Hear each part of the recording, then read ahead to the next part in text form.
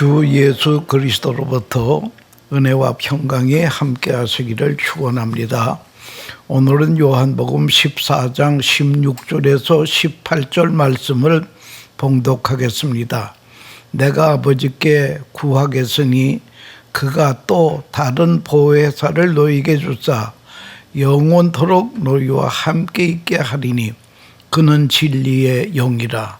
세상은 능히 그를 받지 못하나니 이는 그를 보지도 못하고 알지도 못함이니라. 그러나 너희는 그를 아나니 그는 너희와 함께 거하시며 또 너희 속에 계시겠습니다. 내가 너희를 고아와 같이 버려두지 아니하고 너희에게로 오리라 라고 하는 말씀을 가지고 보혜사 성령에 대해서 말씀드리려고 하는 것입니다. 여기 오늘 16절에 보면 내가 아버지께 구하겠으니 그가 또 다른 보혜사를 너에게 주사 영원토록 너희와 함께 있게 하시리니. 보혜사 성령님은 우리 안에 오셔서 영원토록 함께 계신다고 하는 것입니다. 이 보혜사라고 하는 말은 성령님의 또 다른 별명이 올시다. 헬라 말로는 파라클레토스, 파라는 옆이고 크레토스는 도와주심이라는 뜻입니다. 그러니까 파라클레토스라고 하는 것은 보혜사 성령님이 내 옆에서 나의 부족한 것을 몽땅 도와주신다고 하는 그런 말씀이 되겠습니다. 본래 이 보혜사 파라크레토스라고 하는 말의 유래는 다른 것이 아니라 어느 죄수가 사형 선고를 받게 되었습니다. 그래서 형장으로 나가는 참인데 마침 여왕님이 행차를 하십니다. 그래서 이 사형수는 여왕님한테 갖다 엎드려 절을 하면서 여왕님 저를 살려주시면 제가 왕님께 충성을 다하겠습니다 라고 아주 몇 번 절을 하니까 아마 그 여왕도 이 죄수가 불쌍했는지 그러면 내가 너에게 숙제를 하나 주겠다. 여기 3년 동안 말들이 모아둔 말똥이 산더미처럼 있는데 이것을 오늘 해가 지기 전에 다 치우면 내 생명을 살려주겠다. 그리고 여왕은 지나갔습니다. 그래서 이 사형수는 말이요, 이 산더미 같은 이 말의 똥더미를 어떻게 치우느냐 이거예요. 그런데 마침 그 옆에 큰 강이 흐르고 있습니다. 그래서 강에다가 이 똥더미 쪽으로 향해서 수로를 냈습니다. 물길을 냈어요. 그래서 그 큰 강의 물이 이 똥더미 쪽으로 와서 그 물이 그 똥더미를 하나하나 가져갑니다. 그래서 그 큰 산과 같은 똥더미가 흘러가는 물에 의해서 점점 무너지더니 마지막에는 완전히 휩쓸고 물이 가게 되었습니다. 그래서 이 사형수는 여왕님께 가서 여왕님 분부대로 다 치루었습니다. 그럴 때에 이 여왕은 깜짝 놀랐습니다. 한번 보자. 나가보니까 정말 태산 같은 똥더미가 완전히 씻겨 나가버리고 말았습니다. 여왕이 옆에서 물이 그렇게 똥더미를 가져간 걸 보고 옆에서 누가 도와주었구나. 그게 파라크레토스라고 하는 말이 그때부터 요령이 되었다고 하는 것입니다.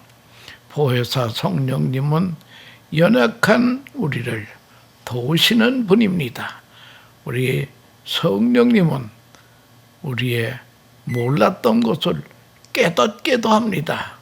어떻게 할까 망설일 때에 새로운 길을 열어주는 그런 역할을 해주시는 분이 보혜사 성령님이라고 하는 것입니다.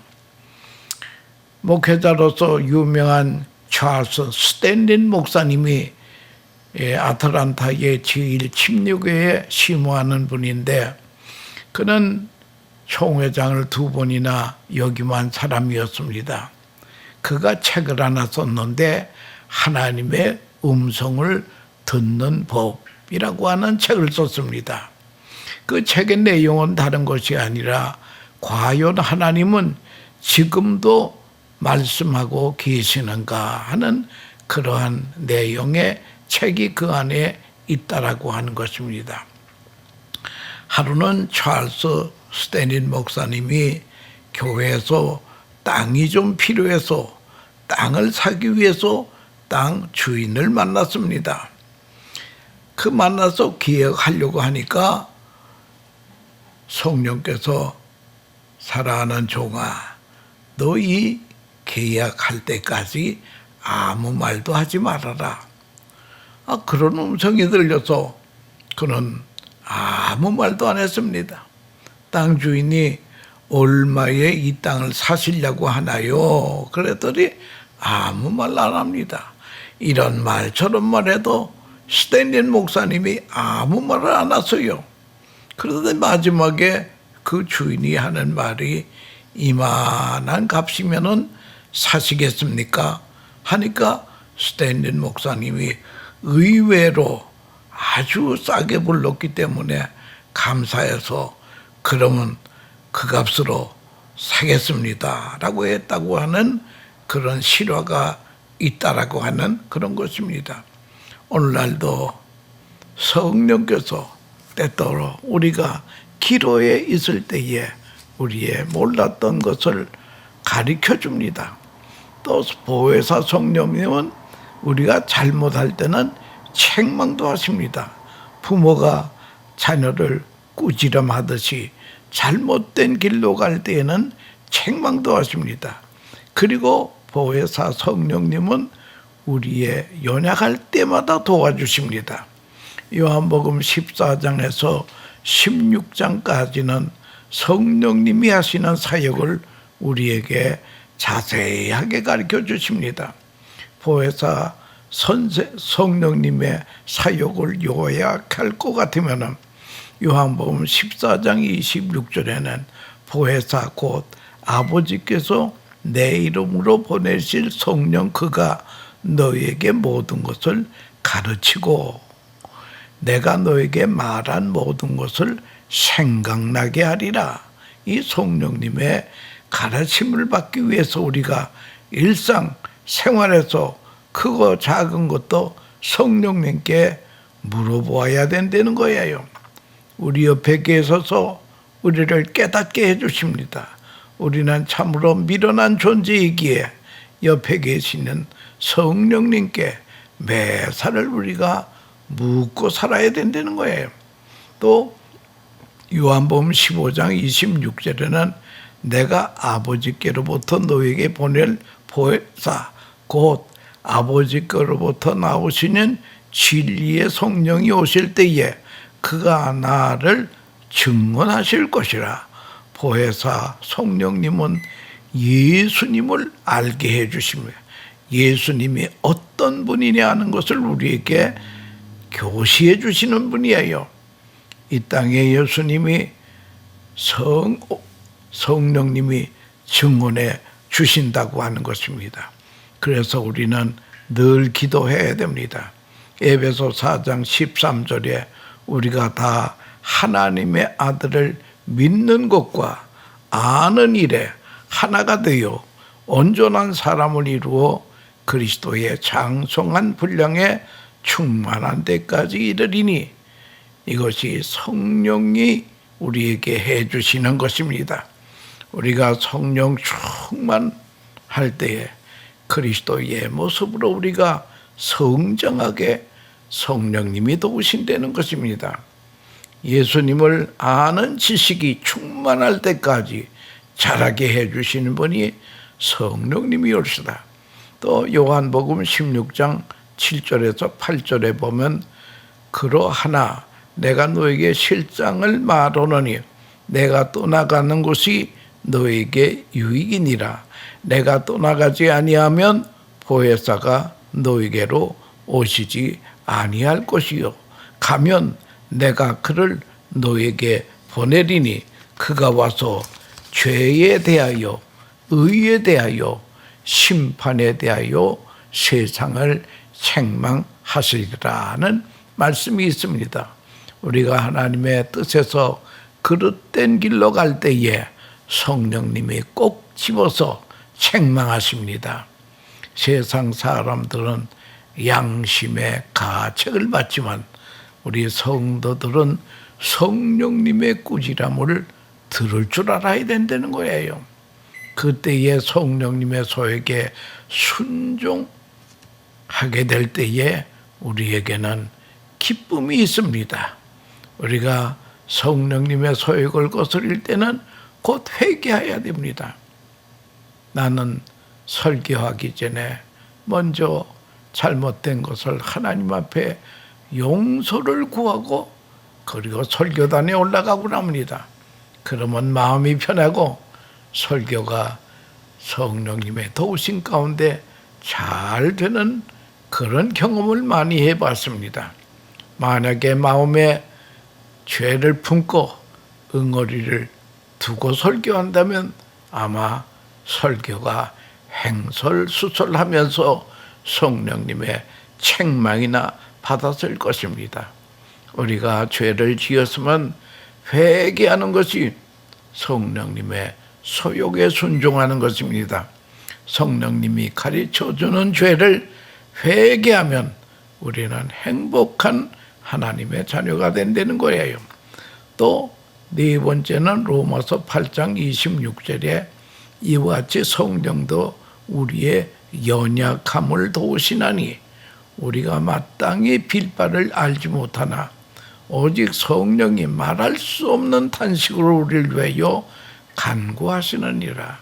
우리가 연약할 때에, 기도도 안 될 때에, 안타까울 때에 성령님은 우리의 마음을 아시고 우리를 위해서 중보 기도해 주신다고 하는 것입니다.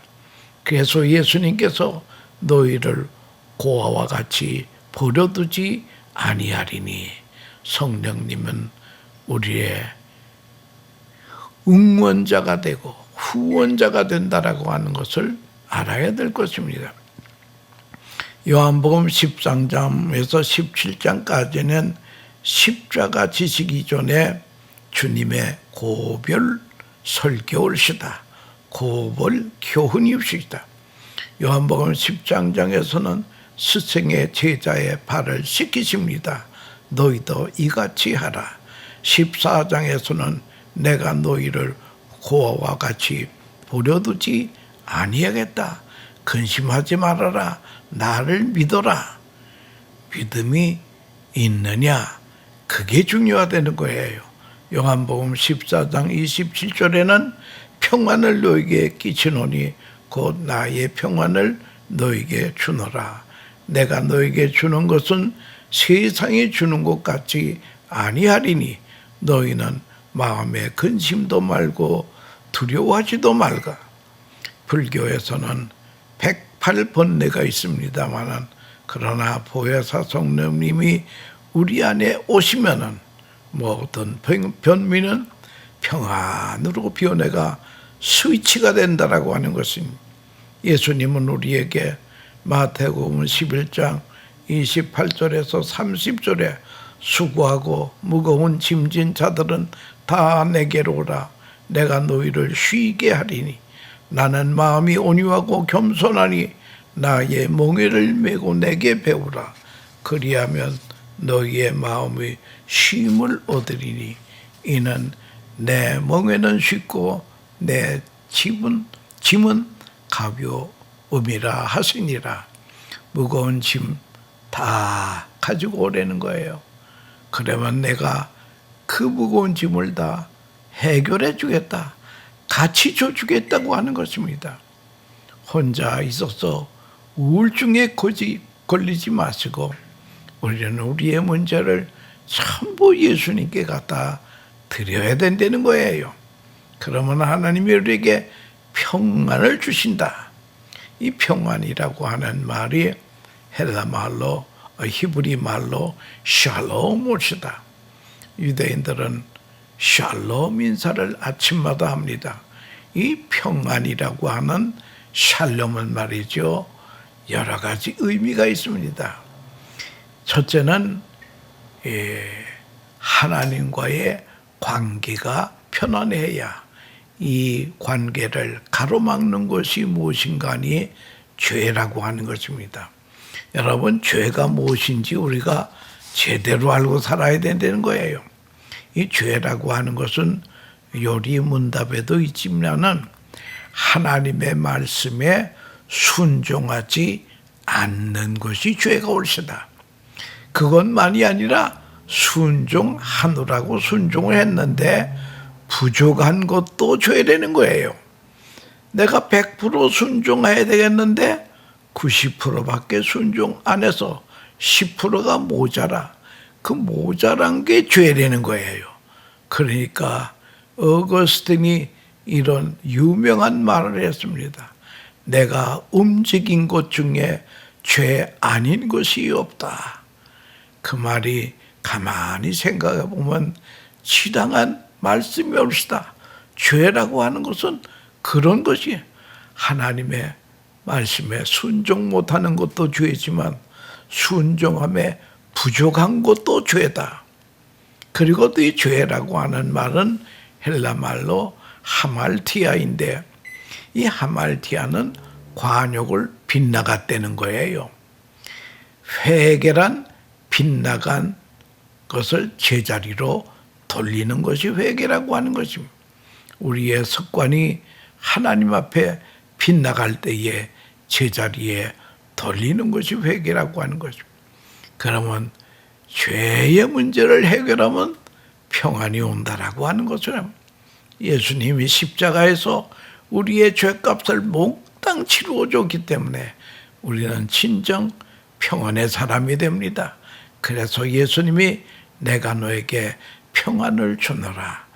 부활하신 주님께서 제자들에게 나타나실 때마다 평강이 있을지어다. 이제는 죄 문제가 다 해결이 됐으니까 평강밖에 없다라고 하는 것입니다. 그리고 이 샬롬이라고 하는 것은 이웃과 나와의 관계가 늘 잘 돼야 됩니다. 여러분, 남편, 아내의 관계가 잘 돼야 됩니다. 그런데 어떤 사람은 남편이 평생 원수로 산 사람이 있습니다. 집안 식구가 원수가 내 집안 식구라는 주님의 말씀이 있습니다마는 그건 사실은 원수가 남편이나 아내라는 것이 아니에요. 내 안에 있는 교만, 탐욕, 불신앙, 이것이 바로 내 안에 있는 원수라고 하는 것을 알아야 됩니다. 인간관계 회복은 로마서 12장 21절에 악에게 지지 말고 선으로 하거리기라. 이 말씀이 해답이 되는 말씀이라고 하는 것입니다. 가장 가까운 이것이 부부월수다. 부부와의 샬롬이 늘 유지가 되어야 된다는 거예요. 세 번째는 자기와의 관계가 평안해야 되는 겁니다. 나의 열등감, 이게 있으면 평안이 없습니다. 만날 기가 죽어서 나는 죄인이라고 한탄만 해도 안 된다는 거예요. 죄인은 죄인입니다. 그러나 우리는 용서받은 죄라고 하는 거예요. 하나님도 우리의 죄를 기억하지 않는다고 했습니다. 회개만 하면 용서받은 줄 믿어야 될 것입니다. 그리고 우리가 감사까지 할 줄 알아야 된다는 거예요. 네 번째는 물질 관계가 평안해야 됩니다. 여러분, 이 물질이 참 우상이라는 말도 있지 않습니까? 이 물질 관계가 깨끗할 때에 평안이 온다는 거예요. 내가 너에게 평안을 주러 왔노라. 세상이 주는 평안과 다른 평안을 너에게 주러 왔노라. 그러므로 염려하지 말까. 요한복음 14장 27절에 평안을 너에게 끼치노니 곧 나의 평안을 너에게 주노라. 내가 너에게 주는 것은 세상이 주는 것 같이 아니하니라. 너희는 마음에 근심도 말고 두려워하지도 말라. 우리 이 말씀에 다 같이 아멘 아멘 해야 됩니다. 보혜사 성령님이 나를 도우십니다. 그러면 우리 마음 가운데 확신이 생깁니다. 요한복음 15장 11절에 내가 이것을 너에게 이름은 내 기쁨이 너희 안에 있어 너희의 기쁨을 충만하게 하려 함이니라. 성령이 우리에게 임하시면 기쁨이 충만합니다. 기쁨이 헬라 말로 칼라라고 하는 것입니다. 칼라라고 하는 것은 은혜의 올시다. 은혜 받으면 기쁩니다. 교회 가는 것이 기쁩니다. 예배가 기쁩니다. 기도가 기뻐야 된다는 거예요. 은혜 충만한 사람이 바로 칼라의 사람, 기쁨의 사람이 된다는 거예요. 그리고 고린도전서 6장 19절에 보면 너희의 몸은 성령의 전이다. 우리의 몸이 하나님을 모시고 있는 성령의 전이라는 거예요. 성령은 그리스도의 영이 올시다. 그러면 최고의 귀하신 분이 내 마음 가운데 오셨는데 우리는 그분을 잘 모실 줄 알랍니다. 성령님을 근심케 하는 것이 아니라 성령님을 기쁘시게 해드려야 된다는 거예요. 그러면 성령님을 기쁘시게 해드리기 위해서 어떻게 해야 되겠느냐? 아주 옛날입니다. 귀한 손님이 오면 방에 방석을 내어줍니다. 마찬가지로 귀한 손님 성령님이 오셨기 때문에 방석을 내야 돼. 4개의 방석을 놓을 줄 알아요. 첫째는 사랑의 방석이 올시다. 성령은 사랑의 속성을 가지셨기 때문에 사랑의 마음을 가지고 영접해야 된다라고 하는 것입니다. 사랑도 여러 가지가 있는데 에로스의 사랑이 아니라 아가페의 사랑, 무조건적인 사랑, 그 사랑의 방석을 우리가 주님께 내어 드려야 된다라고 하는 그런 것을 우리가 명심해야 되겠습니다. 그 다음에 둘째는 거룩의 방석이 올시다. 성령님의 속성은 거룩이시기 때문에 만약 우리가 조그마한 죄를 마음에 품고 있으면 즉각 회개해야 될 것입니다.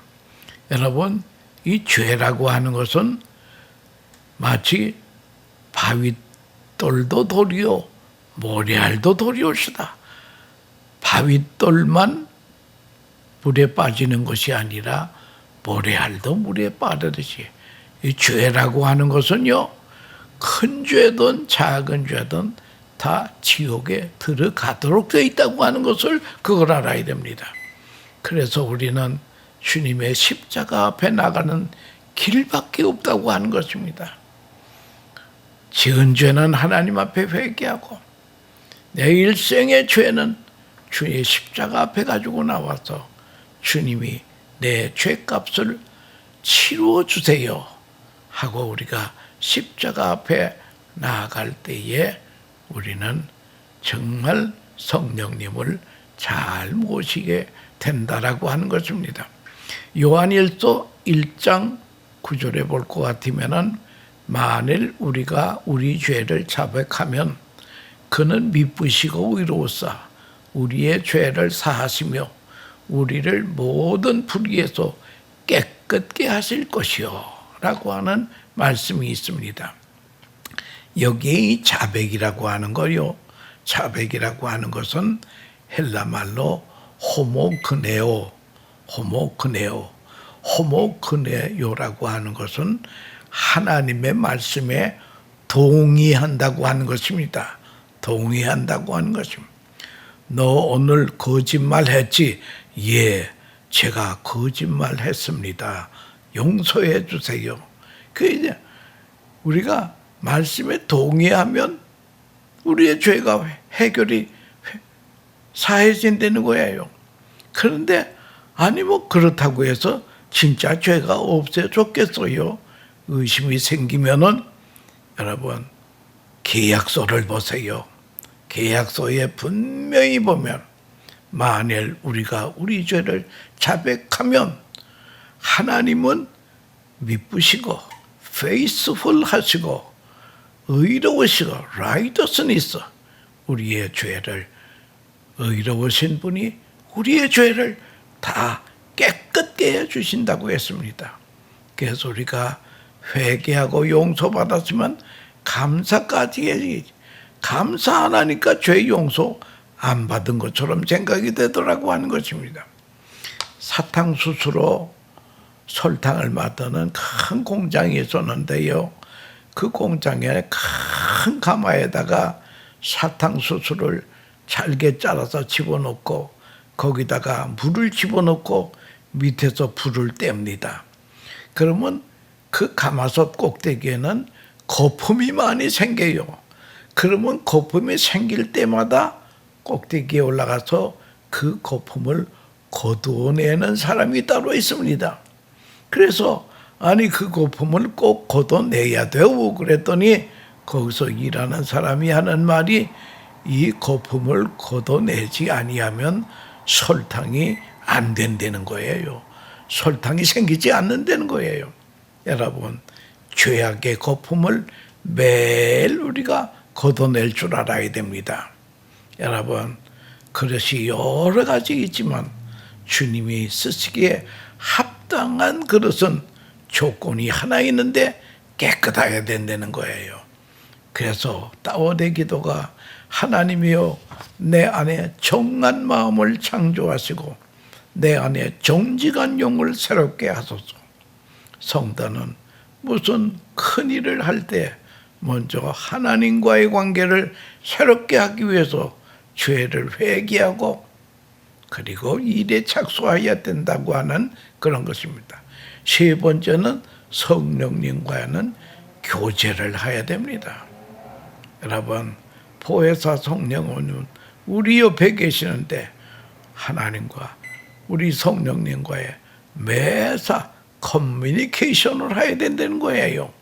그래서 모범적인 축도와 성령님의 교통하심과 이 커뮤니케이션이 중요하다는 거예요. 그래서 옆에 계시는 파라크레토스 보혜사 성령님하고 매사를 물어보면서 해야 됩니다. 여러분 성령님은 최고의 카운셀러올시다. 최고의 상담자올시다. 이분에게 모든 것을 다 우리가 자문을 받아야 된다는 거예요. 이게 바로 성령님을 모시는 방법이었다. 그 다음에 성령님을 모시기 위해서는요, 성령님은 소역에 순종해야 된다는 거예요. 여러분, 말씀에 순종하면 주님의 종이 되고, 마귀에게 순종하면 마귀의 종이 된다라고 하는 것을 성경은 말씀하고 있습니다. 여러분, 성령님을 따돌리지 마시고 매사에 여쭙고 물어보고 도움을 구하고 성령님의 소욕에는 Yes, sir 하고 절대 순종하는 그런 사람이 돼야 된다는 거예요. 요한복음 14장 16절에 내가 아버지께 구하겠으니 그가 또 다른 보혜사를 너에게 보내주사 영원토록 너희와 함께 있게 하시리니 예수님은 승천하셨습니다. 예수님은 지상에 안 계십니다. 그러나 예수님과 같으신 다른 보혜사 성령님이 우리와 함께 계셔서 시간과 공간을 초월해서 지금 역사하신다고 하는 것을 그걸 우리가 알아야 될 것입니다. 보혜사 성령님이 오시면 예수님 계실 때보다 더 유익화되는 거예요. 난 그게 무엇인가 했더니 다른 게 아니라 예수님이 지상에 계실 때는 예수님이 예루살렘에 계시면은 뉴욕에는 안 계셨습니다. 그러나 이제는 예루살렘에 계시던 예수님은 지금 뉴욕에도 계시고 어디에도 계시다고 하는 것입니다. 보혜사 성령님은 시간과 공간을 초월해서 역사하시는 분이라고 하는 것을 여러분 알면서 우리는 항상 성령을 쫓아 행하는, 성령을 따라 행하는 복된 하나님의 백성들 다 되시기를 축원합니다. 감사합니다.